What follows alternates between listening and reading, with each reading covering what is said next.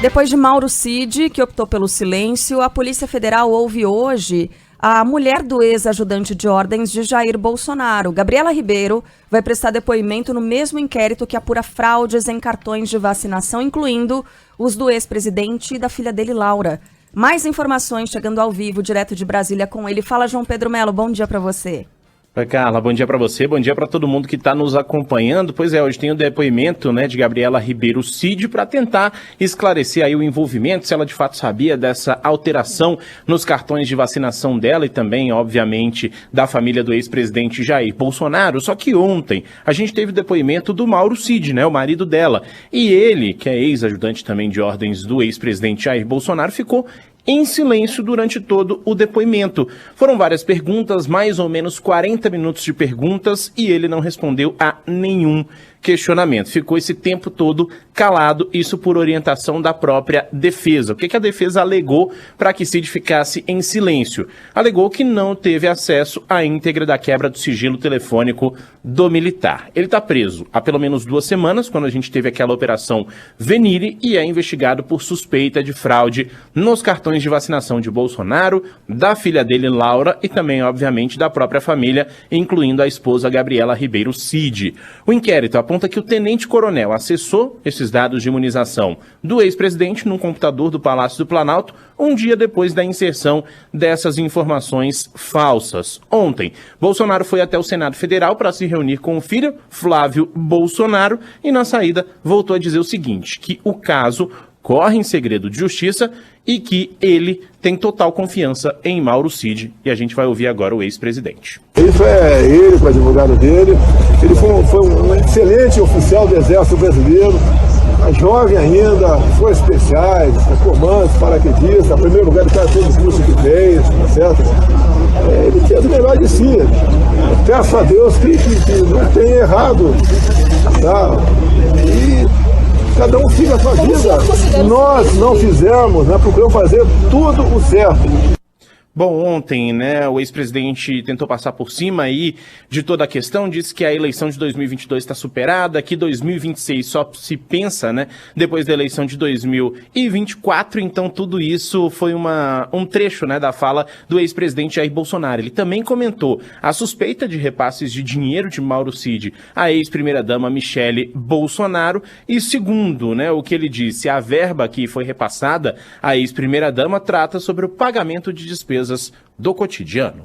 Tem 4 calhamaços de notas fiscais de todas as compras pessoais feitas por nós em 19, 20, 21 e 22. As compras dela absorvente, uma roupinha para filha, manicure, cabeleireiro. É isso. Bom, então essa fala do ex-presidente ontem, como a gente destacou, hoje é a vez então da esposa de Mauro Cid, Gabriela Ribeiro Cid, que vai prestar depoimento à Polícia Federal sobre esse inquérito exatamente que apura a falsificação ou a inserção de dados falsos nos sites do Ministério da Saúde. Agora, João Pedro, você exibiu aí primeiro Sim. a fala do ex-presidente Jair Bolsonaro, que botou a cara novamente, fazia tempo que ele não fazia isso, se colocava ali diante dos jornalistas e falou que espera que Mauro Cid não tenha errado. Ficou parecendo, será, algum tipo de recado para Mauro Cid, para que ele não fale? Porque foi uma fala, parece uma passagem de recado mesmo para alguém, A gente entendeu direito. O que é que você sentiu a partir disso? Porque você está acompanhando essa história a fundo, João Pedro? Acompanhou todo o processo também da mudança de advogado do próprio Mauro Cid, que antes tinha a mesma defesa da família Bolsonaro, decidiu mudar e agora contratar um advogado que tem especialização em delações premiadas. E a gente sabe que o processo de delação premiada serve para que uma pessoa que cometa algum tipo de irregularidade, ela passe o nome ou consiga mostrar coisas que fizeram pessoas que são superiores hierarquicamente que essa pessoa, que é acusada e que, enfim, faz esse processo, esse acordo para conseguir reduzir a própria pena a partir de informações que levem a pessoas que têm um grau superior na hierarquia, ali do poder. Então, será que pode ter sido algum tipo de recado de Bolsonaro para Mauro Cid nesse momento em que eles não têm mais a mesma defesa, né, os mesmos advogados? O recado ali, na verdade, poderia ter sido para o advogado, né? Mauro Cid não está podendo ter qualquer tipo de contato, né, ali com o ex-presidente da República. O próprio Jair Bolsonaro falou sobre isso ontem, disse que não tem conversado nem mesmo com a defesa e nem com o ex-ajudante de ordens, né, desde que voltou dos Estados Unidos. Mas um detalhe muito interessante que está, inclusive, nos bastidores aqui da capital do país é essa troca de advogado.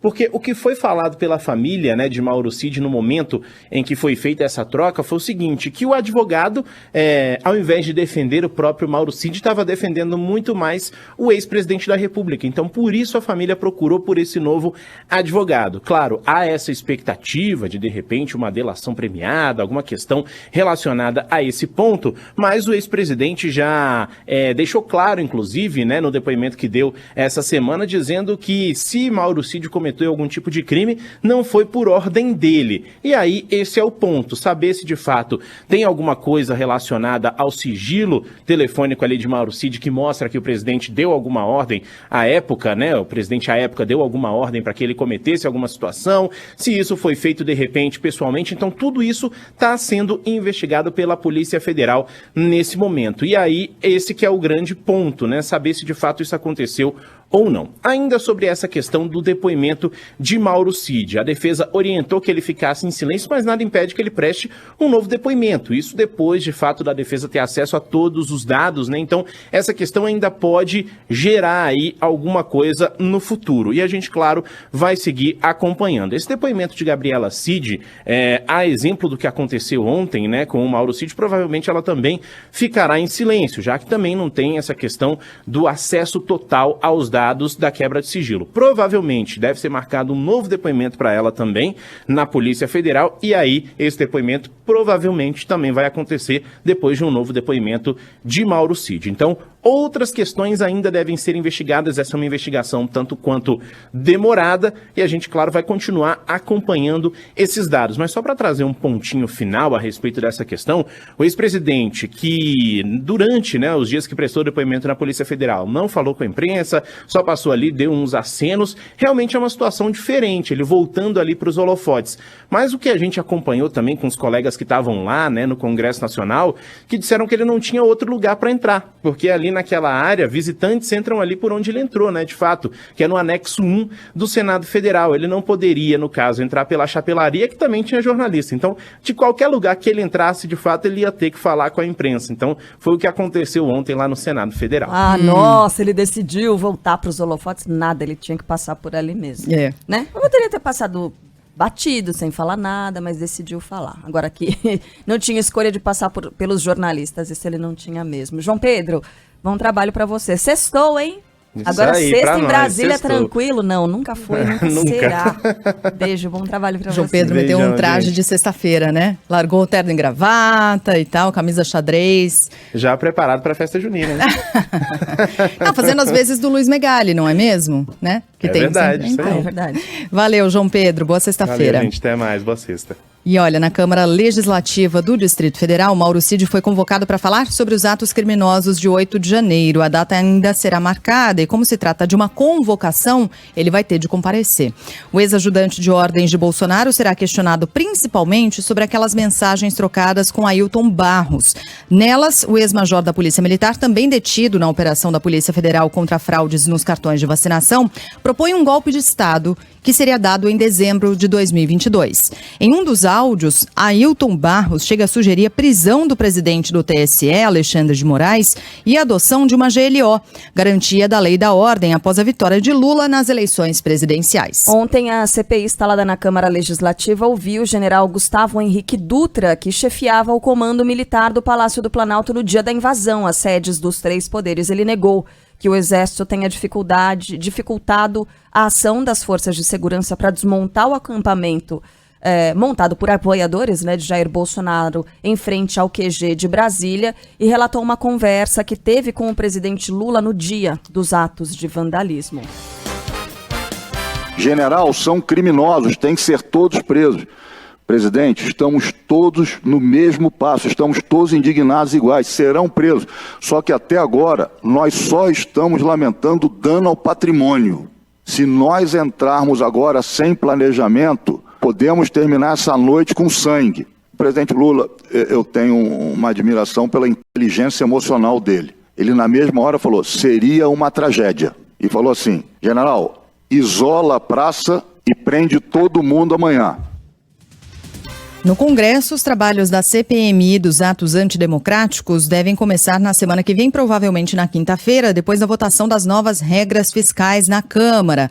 A primeira sessão será comandada pelo parlamentar mais velho da comissão, o senador Otto Alencar, que vai coordenar as escolhas do presidente, do vice e do relator. A expectativa é de que o colegiado tenha maioria governista. Ele vai funcionar ao mesmo tempo que outras investigações abertas, CPI do MST e a CPI das apostas esportivas. Um dos cotados para assumir a presidência é o deputado Arthur Maia, do União Brasil, partido que, apesar de ter cargos no governo, tem parlamentares de oposição a Lula.